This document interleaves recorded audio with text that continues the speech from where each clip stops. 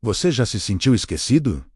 Traído por quem mais confiava? A história de hoje vai te mostrar que, às vezes, o fundo do poço é apenas o começo do propósito. Fique comigo até o final, porque a virada de José pode ser a inspiração que você precisa para a sua própria virada. José era apenas um adolescente, um jovem comum, quando Deus começou a falar com ele por meio de sonhos. E não eram sonhos pequenos. Eram sonhos tão grandes, tão ousados, que despertaram a inveja até mesmo em seus próprios irmãos. Eles riam dele, zombavam e perguntavam: "Você acha que vai reinar sobre nós?" O que eles não sabiam, no meio daquela zombaria, é que estavam diante de alguém que havia sido escolhido por Deus.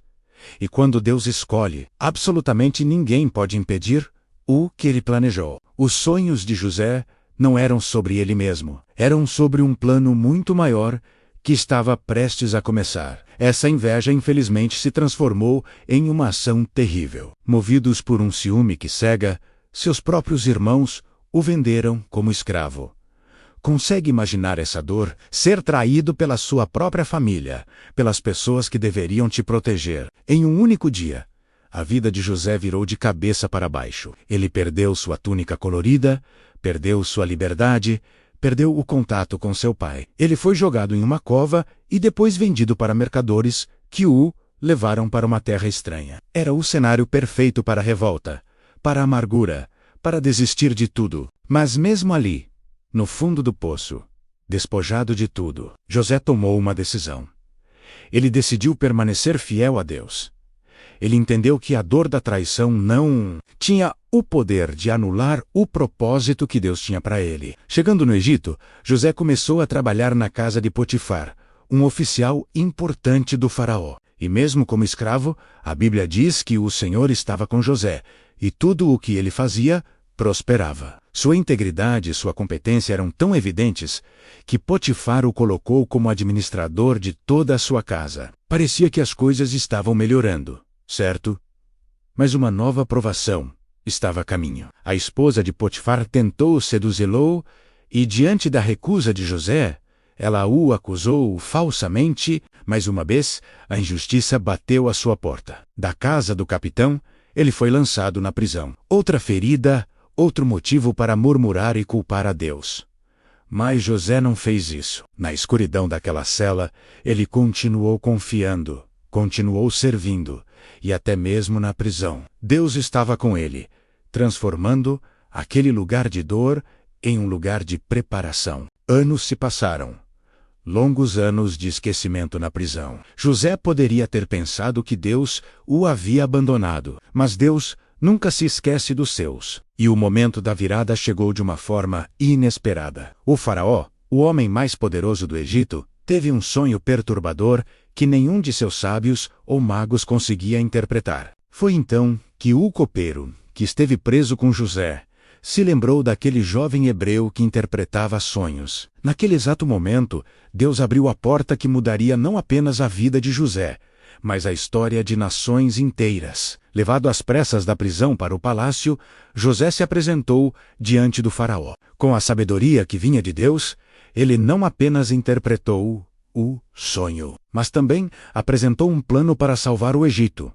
O sonho revelava 7 anos de fartura, seguidos por 7 anos de fome severa. Impressionado com a sabedoria e o Espírito de Deus em José, o faraó fez algo que ninguém poderia imaginar. Do cárcere ao palácio, da roupa de prisioneiro às vestes de linho fino, o faraó declarou: "Não há ninguém tão criterioso e sábio como você. Você estará sobre a minha casa, e todo o meu povo se sujeitará às suas ordens. Somente no trono eu serei maior do que você."